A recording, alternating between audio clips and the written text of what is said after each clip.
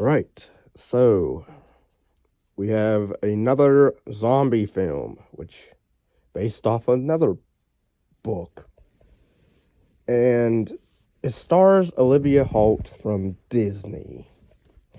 Now she was in that movie Hard Eyes or Heart Eye, whatever, the Scream ripoff that I called it. I didn't mind the film for what it was. I did like the look of the killer. Some of the kills were fine. What I remember. Um, but yeah, this is more of a drama, horror, the apocalyptic thriller film. It's more drama than anything. I mean, there's zombies in it, of course, but it deals with some pretty deep themes in terms of suicide or suicidal thought. Well, yeah, because there is a scene with that. Um, I mean, you have this character, Sloane Price, played by Olivia Holt, who has an abusive home, abusive father. She has an older sister, Lily, who we don't really see a whole lot of. And this movie takes place in the 90s. I don't know if it's mid 90s. I don't know if it's early 90s. I don't know if it's late 90s. But it takes place in the 90s, which I did not know. Even though there's a quick shot on a newspaper at the very beginning of the opening of the movie where it says, I guess, the year. But I'm like, I didn't know that until somebody pointed it out in a review. And people compare this to breakfast, the Breakfast Club, which I've never seen. I saw like either parodies of it or references to it. I've seen probably snippets to it, but never fully sat down and watched it. But yeah, I mean, overall, I would say you probably the only person that really gets any character stuff. But even then, at the end, even with Sloane by the end, she's a depressed, emo, angsty chick. Which I mean, I understand why she is why she is the way she is, but even by the end, like she doesn't really change. To me, she remains the same. I mean, I guess if you want to take it to where, now she has nothing to live for really, or she has something to live for, I guess, with the love interest, I guess. It seemed like she didn't really register that by the end, but yeah, the movie it does this bouncing forth time thing where, we're gonna show how she got to the school with the other survivor teens. That's only like five of them. Some of the stuff in this is, I would say, decisions are laughable, especially in a one scene in particular where somebody dies from using a gun. I won't give away who, but the character that is at fault, they blame Olivia Holt's character, even though she had nothing to do with it. In fact, she was trying to prevent the death. But, and this character, okay, so you have Sloane, and then you have,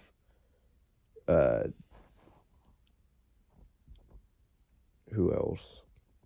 You have a teacher, Mr. Baxter. Luke MacFarlane plays Mr. Baxter. He's kind of an odd, creepy dude. Especially with some of the comments he makes. But there's stuff that goes on with him where they are paranoid. Oh, he's bitten, so we need to get rid of him or shoot him. I don't know why they don't just kill him, but the movie also tries to do this whole thing of they try to, I guess, bring some difference to zombie lore where, oh, if you're not bitten when it's cold, or if you're bitten and you're not cold, then you're not infected. Or the fact that if your body does turn ice cold, then you're infected, basically.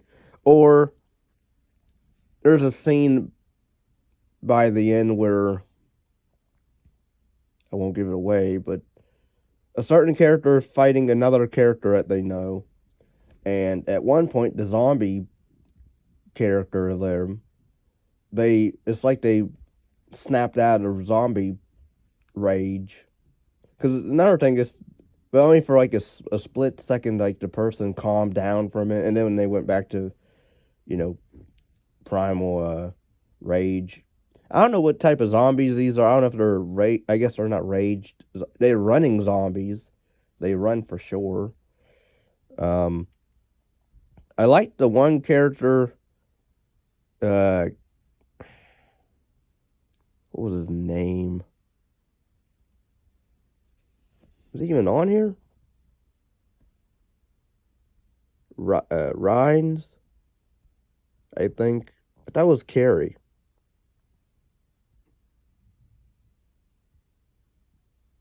Yeah, I think it's Carrie. The black guy. I'll say he was probably my favorite character, although don't know anything about him. But I like the fact that he took charge. He did most of the smart stuff and everybody else in this. He was actually trying to survive, whereas everybody else was either, panicking or not thinking smartly on their feet.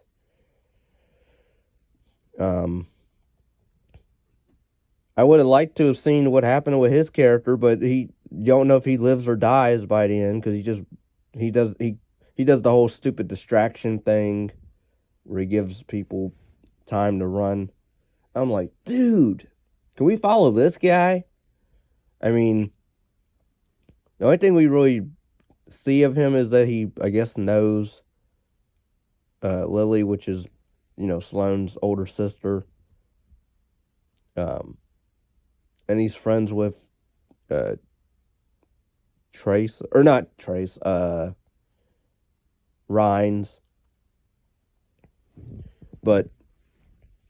And Rhines, I believe, is the love interest of Sloane. So those two survive. Spoiler alert.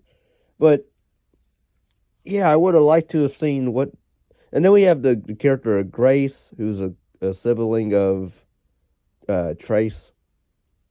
They're twin siblings. And there's sort of like this little romance with Grace and Carrie. But that doesn't last long, and it doesn't really amount to anything. So, which I thought would, even when the scene where they're banging, I'm like, are you guys using protection? Because this is I don't think you want to bring a baby into this world, especially, but whatever, I guess. And then Sloane and Rhines, whatever his name is, I think they were about to make out and bang, and then they got interrupted. Or there's weird editing elements in this movie where you have all 5 survivors. At first, I think there were 6 of them. There was the mom of the 2 siblings of Grace and Trace. But she dies by, I guess, distraction, even though she didn't need to do that.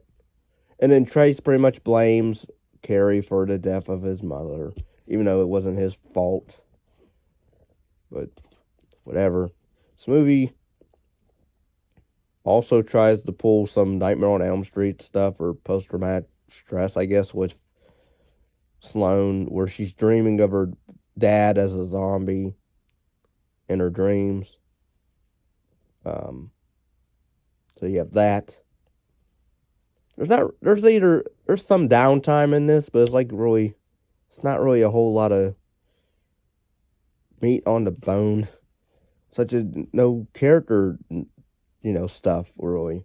Aside from, I guess, Sloane, but even her, she's just one note. She's very depressed. I get it. But, like, even the guy, Rhines, he has way more, well, not enthusiasm, but positivity or hope that there's, help out there and there's a cure. But everybody else, it's just very, whatever. Sloane likes to be alone as if she's Batman through the halls.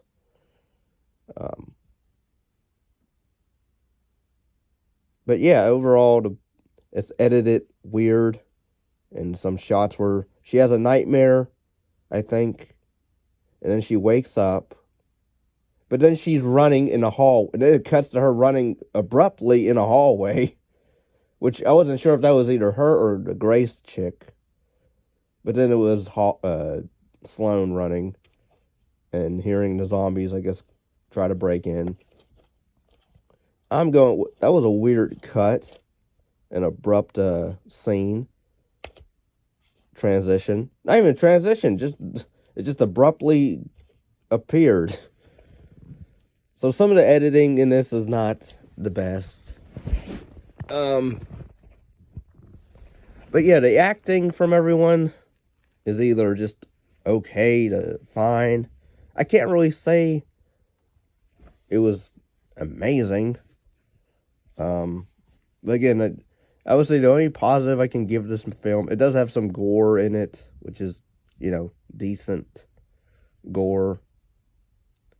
Again, the character, Carrie, I would like, why can't we make him the lead instead? Because this movie also tries to rip off, I guess, Night of the Living Dead or Day of the Dead, Dawn of the Dead remake, whatever. Because it takes place in the suburbs, sort of. And granted, at least this movie does have a okay ending where not everybody dies. Whereas in those other zombie movies, everybody dies by the end. Spoilers. Which sucked. But, yeah, this one, I couldn't get into it. Really, it was boring. It is directed and written and produced by Adam MacDonald, which I hope he hasn't done anything else after this, because he didn't do a good job on this.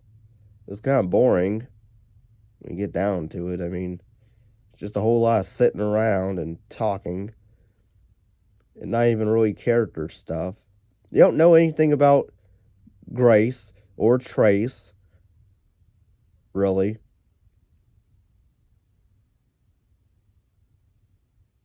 Or the only person, even Rhines, at least, you get some stuff with him where his parents turned. So there's that. But that's kind of it. Or I guess he was friends with Lily. Or he noticed Sloane and he's into her, but she's not really into him. But then by the end, I guess she is into him. But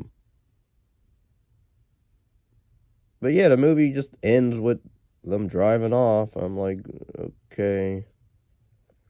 And the music choice in this is atrocious.